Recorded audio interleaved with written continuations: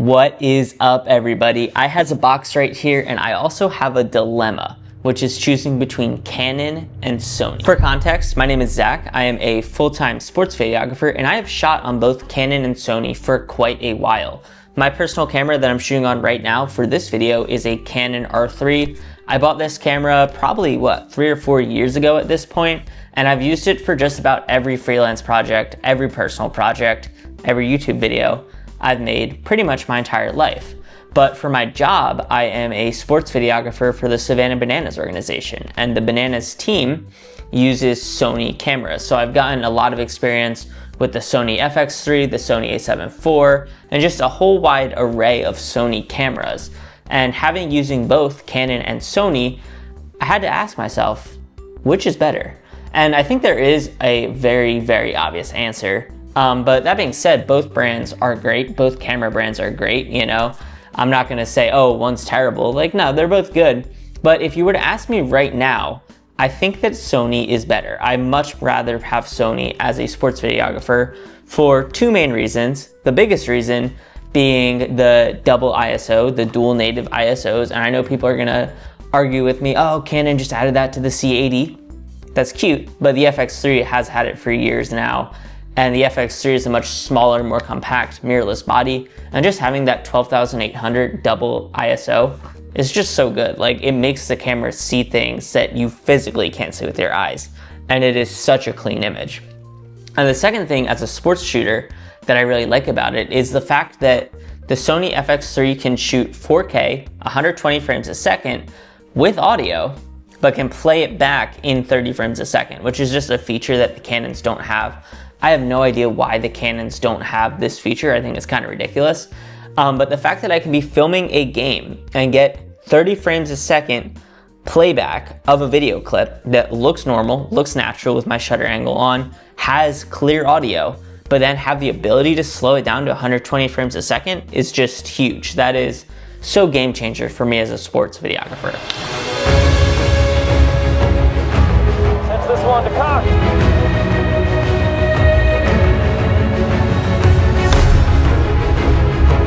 Cox, another chance. He'll get this one between the legs. He's over to first. EJ able to grab it under the leg. 2 for 1. 2 for the price of 1. 2 for the price of 1. 2 for the price of 1. So I 100% would say that Sony FX3 is the best camera for shooting sports, hands down, in my opinion. So that being said, I have a Canon and I shoot on a Canon, and for the longest time, I've been debating with myself, oh, do I actually like still shooting on Canon? And there's a lot of things I love about Canon. Canon's got a beautiful color science. The image that comes out of the Canon cameras, like the Canon C-Log, is 10 times better than S-Log in my opinion. It just looks more realistic. It makes the skin tones look better. It just has a very natural look to it. And I just love Canon. Canon's menu system is easy to navigate. For photos, Canon's autofocus for photos is top notch. Like, it's so good. I think Sony's autofocus is slightly better for video, but the way that Canon's autofocus works, I much prefer for both photo and video.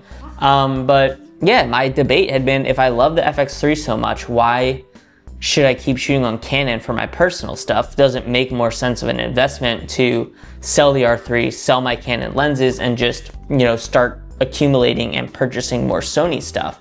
And the reason that's even really a question is because Canon has a lot less lens options. And I found myself in a point at the end of last year where I broke one of my daily driver lenses that I used for my Canon. It was just, I was on a shoot at the beach, it got broken.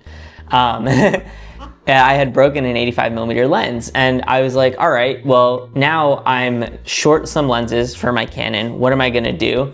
And I had, thought a ton about it. When we were at Yankee Stadium, I talked with the Yankees team photographer. She was shooting on an R3, and she had the Canon 24-105 f2.8 lens. And that in my head was, oh, I'm gonna save up for this lens because it's just the perfect all-around lens. But then when I met this Yankees photographer and I held her camera and played with the lens, I just didn't like the way that lens felt in my hands.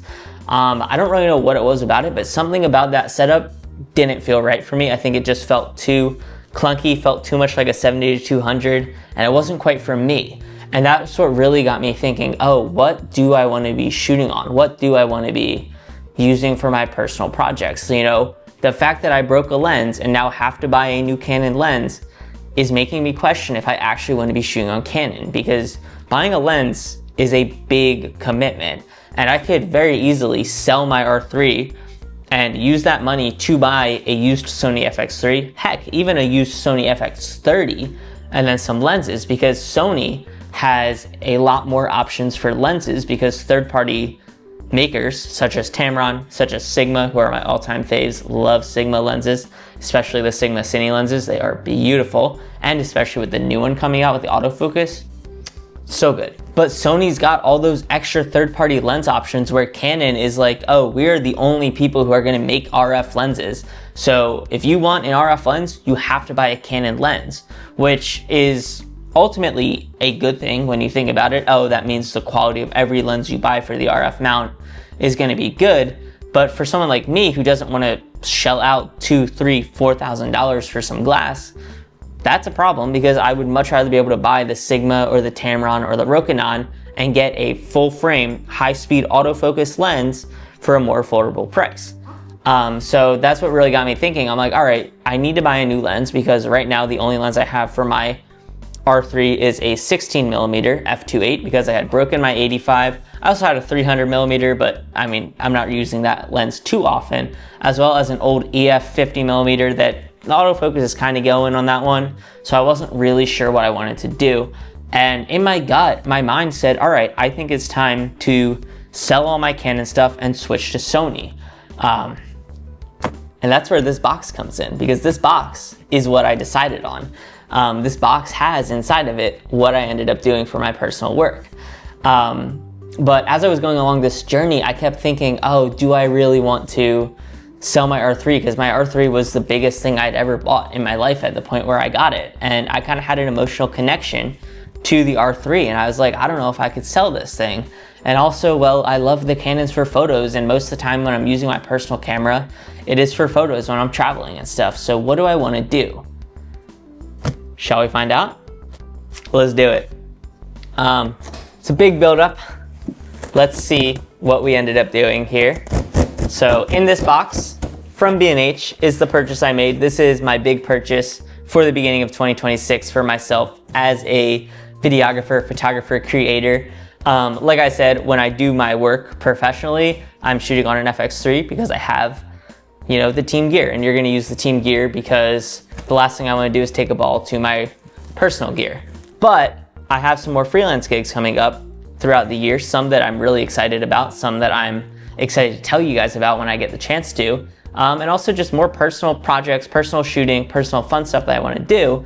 So let's see what we got. Did I decide to buy a Canon lens, or am I switching to Sony for good? Let's take a look. Now, before we open it up fully, I gotta tell you one more thing. I'm not making a ton of money off freelance. I'm making decent money off freelance, yes, but the majority of my income is coming from the work I do at the Bananas, where I'm shooting legit sports. So, is it worth it to sell a camera that means so much to me and buy a lot of stuff, make a big investment on Sony? And the answer was no. So I actually, even though I will 100% always say that Sony is my go-to camera brand, I love Sony. If you're a beginner, I recommend Sony. If you're shooting sports, I 100% recommend Sony. I decided to stick with Canon, and I bought a lens that I'm very excited about, which is this guy right here. Oh boy, look at that. Oh, let's go. It is the Canon RF. If it comes out of the box, you're gonna just be able to see it. RF 85mm f2 lens. Look at that. So this is one of the cheaper lenses that Canon makes for the RF mount. It's an 85 prime f2, but the reason I bought it is actually because of this right here, which is macro. This is a macro lens, which means I'm gonna be able to get some crazy close-ups with an 85mm focal length. And this is great because this reminds me of what I do with my personal camera, which is I'm not shooting sports with my personal camera, and I don't need to worry about having all the focal lengths possible. I like shooting for fun, and one of the things I like to shoot for fun is playing cards or Lego or things like that, and having the macro capability from the 85 is gonna be massive. So I decided I'm sticking with Canon for now, and so I've upgraded my kit. Basically, I just replaced the lens that I had broken, but it was really a big cycle in my mind of oh, which one do I want, which one do I want, which one do I want? And ultimately I decided, you know what, I'm going to stick with Canon for now, because I'm not making most of my income off freelance, so it makes no sense to make the big investment in Sony, because even though I could sell my R3 to get an FX3, I would still have to buy more lenses, and then I would have to buy batteries and charging cables and a whole bunch of other accessories for the Sony that I really just didn't want to eat that cost of right now for how little I'd be using it in comparison to having a system I already know, a system I already love, colors that I absolutely love, out of my Canon, and just adding a lens that's going to be my daily driver. This thing's gonna be perfect for portraits. This thing's gonna be perfect, like I said, for my Lego photography that I like to do. This thing's gonna be perfect for just regular filming. If I'm trying to get artsy shots, this is gonna be the lens. So I'm fired up about this. I'm super excited. But the point of this video was to not talk necessarily about the specific specs of Sony versus the specific specs of Canon. I actually want to talk about what is more important. So there are three things that are more important than the camera that you are using, and they all have to do with what's going on behind the camera. So the first thing I want to tell you guys is a quote from Daniel Madison that is, "Make it sacred." And basically what that means is when you're making art, any form of art, whether that be physical art, whether that be a performance, whether that be digital art, like video, like what we're doing, make it sacred, make it something important, make it something special. And that's something that I think doesn't matter what camera brand you use, as long as you're making whatever it is sacred, making it mean something more. If I was to go out and shoot something, it wouldn't matter if I was shooting with a Canon, a Sony, or even if I was shooting with an iPhone, as long as I'm putting the attention, putting the detail into making the thing I'm shooting special, unique, or sacred, that's going to make so much more of a difference. Second thing, which is super important that I think everyone should know, is it's not about what camera you're using, it's about who's behind the camera. And you've heard that before. It's a pro would do better with a beginning camera than a beginner with a cinema camera. That's not what I'm talking about. It's about the person behind the camera more than anything else. Yes, the way I look at the camera, the way I shoot things, the way I do things, but also it's about the way you are as a videographer. I'm someone who works with a lot of professional athletes, and the people I work with, they don't care what camera I'm shooting with. They don't care what quality my camera can shoot in. They don't care if it's 8K or 6K or 2K. They only care about how I make them feel when I'm filming them. Am I bringing good vibes to set? Am I telling people you're doing a good job? Am I a courteous director, or am I an asshole director? That's what people are gonna remember. And I think that's something that's so much more important than gear or than cameras or than technology in general, is just how are you physically presenting yourself on set? Are you somebody that people wanna be around, or are you somebody people don't wanna be around? And that makes a massive, massive difference. And bringing that back to making it sacred, are you somebody who's going to treat each project like it's something important, treat each shot like it's something important, or are you just there to point the camera and hope it turns out looking good? And then the third thing is by far the most important, and is actually a lot of why I ended up with this lens, which is this playing card right here. This is my favorite playing card of all time, the 7 of clubs. And the 7 of clubs, the message of this card is to stay true to yourself. And it's not a question of what camera brand you're shooting on. It's a question of, are you shooting something that's true to yourself? So for me, when I'm working and I'm using the FX3 at work and I'm using my zoom lenses, 7200, all that, I'm doing a job. I'm doing my job filming a sport. I need to have the zoom lenses to make sure I capture the play.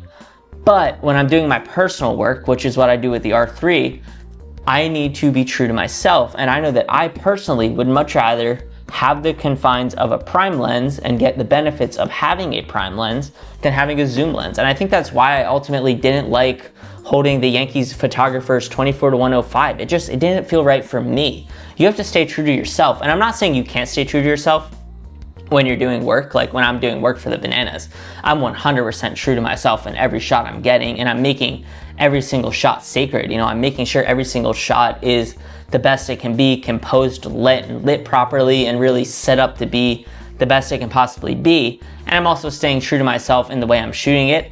Even though I'm shooting with zoom lenses, which I would much prefer a prime, I know that, okay, I do have to make sure I'm capturing every single play of every single game, but I can still stay true to myself and zoom in a little more to get a little more compressed look and really let my style bleed into the work I'm doing with that gear. And that's exactly the whole point of this video, right? Like, gear does not matter. Gear is not a constraint. Yes, I would much rather have a camera that can shoot 4K 120 and play it back in 30 with audio. Sorry, Canon R3, you can't do that. I would much rather have that, but in reality, I can still be true to myself no matter what camera I have. And I think that's something really important, you know? You've got to, as a creative person, the thing that makes you stand out as a creative is not the gear you're using. It's the way you're using the gear, the way you present yourself, and the way you look at what you're creating, you know? And those are, like I said, the things I mentioned here. You know, the way I look at what I'm creating is making it sacred. Am I treating each shot like it's something special? The way I present myself, am I presenting myself as someone who's fun, charismatic, and good to work with, or am I an asshole? And then, am I true to myself? What is my personal visual taste? What is my personal visual style? And is that going to be conveyed in what I'm shooting? And that's what creates your look, that's what creates your visuals. Or am I just pointing a camera and saying, oh, okay, well, the camera's gonna pick up what it sees. So that's my biggest tip. You know, it's not about Canon versus Sony. It is about those other things, being true to yourself while using your camera, while shooting your videos, and while creating things. So kind of a different style of video, just kind of more open, philosophical, I guess, talking to the camera while also opening a new lens. Like I said, I'm gonna be using this for all my personal work as well as some freelance gigs. I've got a couple freelance photo and video stuff coming up that I'm super excited about, and if I'm able to, I will definitely be telling you all about it because there's some exciting stuff happening. But if you take one thing out of this video, I hope you do take the message of the 7 of Clubs to stay true to yourself no matter what, whether that be in filmmaking, whether that be in anything else in life. Just stay true to yourself because that is how you achieve the greatest things. Anyways, quick little video. Life's about to get crazy. The travel's about to kick up. Gonna be posting some more travel vlogs, doing some more fun stuff, and showing you all that journey. So that's gonna be it for this one. I appreciate you all taking the time to watch it, and I'll talk to you all again in the next video.